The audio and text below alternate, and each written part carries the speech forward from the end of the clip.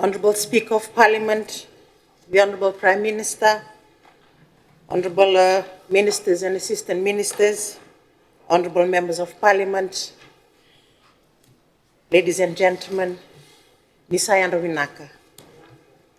Honorable Speaker, I rise this morning to deliver a ministerial statement on the Maritime Pine Project, a visionary initiative that continues to stand as a symbol of partnership, perseverance, and people-centered progress. This project, Honorable Speaker, is far more than a forestry program.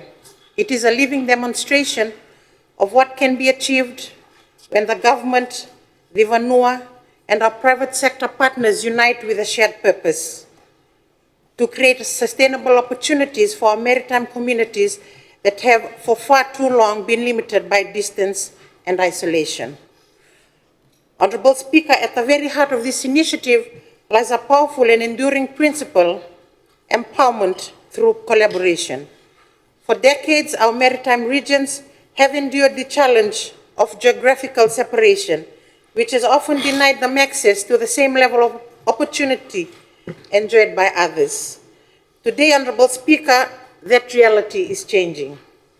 The Maritime Pine Project has brought together a coalition of committed partners: the Fiji Pine Trust, the Fiji Pine Group of Companies, ITLTB, the Ministry of Environment and Climate Change, the Fiji Roads Authority, Genesis Shipping, Relanga Logging Investment, the Ministry of Rural and Maritime Development, and the Ministry of Lands and Mineral Resources.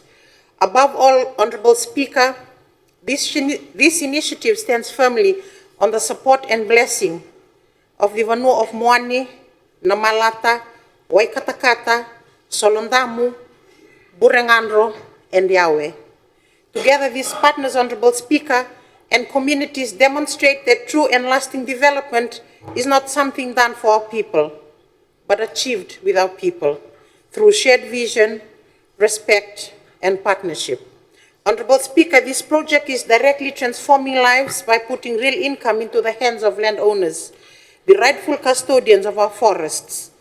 Honorable Speaker, to date, a total of 1.53 million has been distributed to resource owners in Kandavu and Ngau. This includes 570,000 to Moani in Kandavu, 457,000 to Solondamu in Kandavu, 39,000 to Namalata, and 464,000 to Naravake in Ngau. These funds, Honorable Speaker, have benefited approximately 1,500 individuals and have been used to build homes, support education, establish small enterprises, and improve village infrastructure, all determined by the priorities of the communities themselves. Honorable Speaker, I also wish to acknowledge the strong and continued commitment of the Fijian government in supporting our maritime forestry sector. Over the past few years, a total of 16 million has been invested under the Ministry of Forestry's Head 32 budget to advance maritime pine development across our outer islands. Honorable Speaker, this funding includes allocations of 1.5 million annually for the Maritime Pine Development Program and 2.5 million annually for the Maritime Pine Subsidy Program. Honorable Speaker, these consistent budgetary provisions reflect government's unwavering dedication to ensuring that the benefits of forestry development extend to even the most remote corners of our nation. Honorable Speaker, one of the greatest challenges our maritime communities have faced has always been logistics, the cost and complexity of moving timber from the islands to the mainland. Through the Maritime Pine Subsidy Program, government has bridged that gap. We successfully coordinated 26 barge voyages transporting approximately 24,000 tons of pine from remote islands to Lautoka. These include 16 voyages carrying 6,400 tons from Naravake Ngau, 5 voyages carrying 9,500 tons from Wani Kandavu, 4 voyages carrying 7,600 tons from Solondamu in Kandavu, and 1 voyage carrying 650 tons from Namalata in Kandavu. These are not mere statistics, Honorable Speaker. They represent livelihoods in motion, families empowered, and communities reconnected to national markets and opportunity. Honorable Speaker, in Nasengai Kandavu, construction has begun on a 3.6-kilometer access road with 310 meters already completed, an investment of nearly $5,000.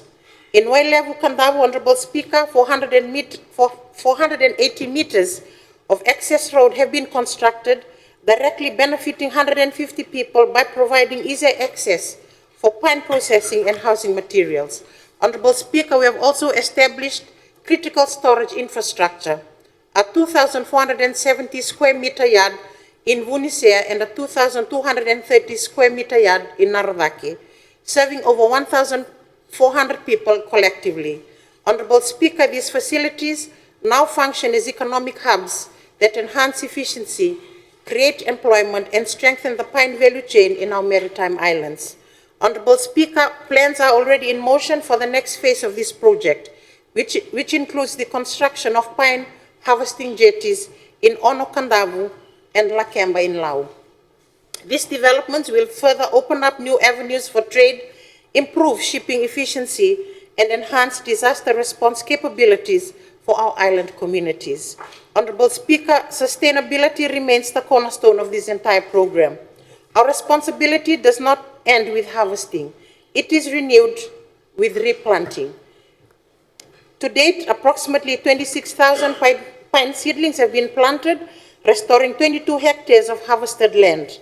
Under the Moani and Nasengai pine schemes, a total of $8,000 has been distributed to support replanting efforts. It is inspiring to note that local groups, including village youths and rugby teams, have participated in this effort, demonstrating that forest stewardship has truly become a shared national responsibility.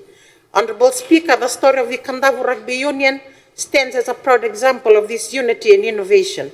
With the guidance of forestry officers and the support of the Vanua, these young men have intertwined forestry, sport, and sustainability to fund their journey to the 2026 Skipper Cup competition. Their story reminds us that forestry builds more than trees. It builds discipline, teamwork, and national pride. Honorable Speaker, from Kandavu to Ngau and soon to Lau, the Maritime Prime Project shines as a beacon of what can be achieved when partnership is guided by purpose and driven by compassion. It is a project that not only plants trees, builds roads, and establishes jetties, but also connects families, empowers communities, and restores both livelihood and hope. Honorable Speaker, this is another testament that when government, the Vanua, and our people work together, no island is too distant and no Fijian is left behind.